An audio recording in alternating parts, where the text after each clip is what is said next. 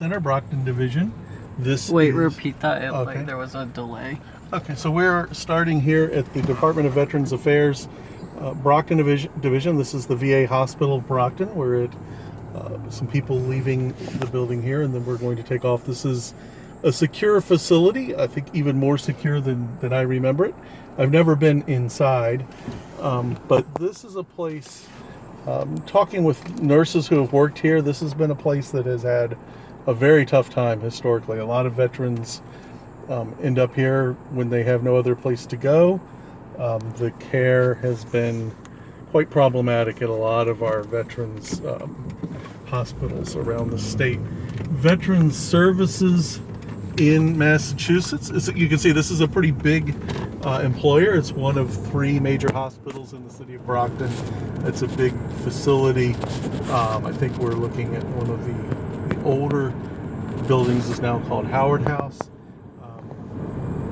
And it's, wow, they've really secured that. So we are now over on Belmont Street, Route 123, one of the state numbered highways. Oh, but anyway, in Massachusetts, a lot of services for veterans are administered by state government, and even town government often employs somebody to help veterans, almost like a social worker for veterans at the town or city level, helps veterans navigate services. So that's, I was not aware of that before I moved to Massachusetts. I don't know if it's true in other states. So we're on 123, which in this part of the city runs east-west, more or less, from the city of East. The town of Easton is behind us. We'll explore that border area a little bit later. Since the second windshield survey, we moved a few miles, started from a different part of town. But I just wanted to go from the Veterans Hospital to a couple of other important landmarks in the city. One or two of these I hope to visit virtually later on by hooking up with a conference, but we are going to at least see them from the outside here. This is a little shopping area, and when we turn here, we're entering the campus of Brockton High School. And I know at least one of you in the class grew up in Brockton. I assume you went here, or if not, you had friends who did. This high school is rather remarkable. It is the largest high school east of the Mississippi River in the United States. It has something like 3,000 students. Of course, right now it's pretty empty looking. It's being used for some municipal parking area, but this is the building. It has 4 major sections and just a huge compound. Each section of the school has like a different primary color, like red, green, blue, all with separate assistant principals. But it's a pretty large campus with its own campus police. Over here is the swimming pool. I believe this is an indoor swimming pool that seems to have community use. Lots of fun geese. Lots of geese in the greater area here. Oh, it's a skating rink. Oh, skating rink, excuse me. Oh, and the pool's over here. Oh, the pool's back there, the skating rink over here. And looks like some community. Lots of people hanging out. Yeah. And so we're going to go around this side of the building. We're just circling this high school. I one time had, when I was just getting to know this area, I had a student in my office at the college, back when it was a college, and I knew she was from Cape Verde, and I was trying to learn about Cape Verde and so forth, and I asked the student when she had come to the United States from Cape Verde, and she said she had come at the age of about 13. She and her mother moved from Cape Verde to Brockton specifically to go to this high school.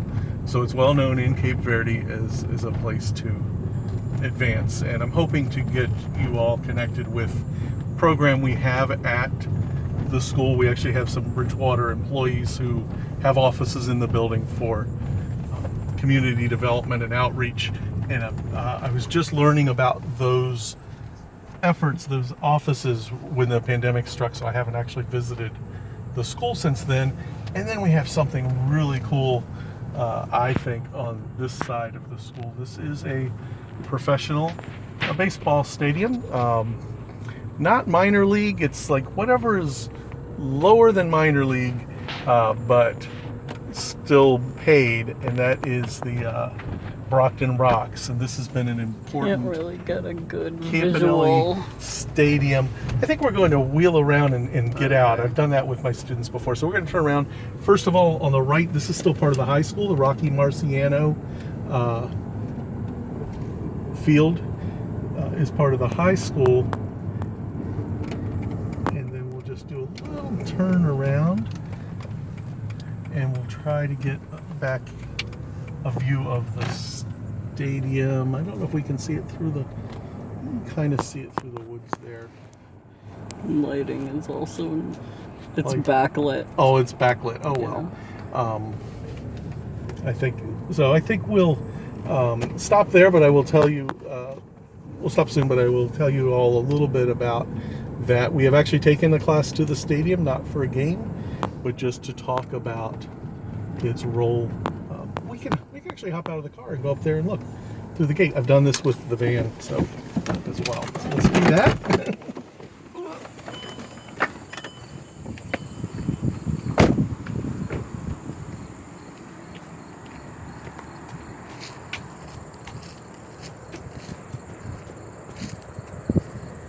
So yes, geography is always a little bit about exploration. So this is not a huge stadium, but it's very appropriate to the city. When Harvey was a kid, we would come here pretty frequently. I don't even like to watch baseball, but I enjoyed coming here. Very low key, very inexpensive, and almost every inning there was a different connection with like a bank or an insurance company or a car seller, different kind of promotions and games, really silly stuff. In a big area behind the stands where you could safely send your kids down, there'd be supervision there for kid games. Like I don't even know what they did down there, but they had some kid games, and inexpensive food and everything. So you could come here for about a tenth of the cost of going to a Red Sox game and have some fun. And the players basically work for a pretty low salary, and they travel around to different cities in the Northeast, and I think a little bit in Canada, and it's so low key that they actually arrange for local families to provide rooms for the players because they don't have money to put them in hotels when they travel. So it's very, very low key and a nice thing, and I'm glad to see it's still in business. I don't know what they're doing this year, but I think they are playing some bubble games. We should look into that. So thank you very much. Are we done? Yep. All right.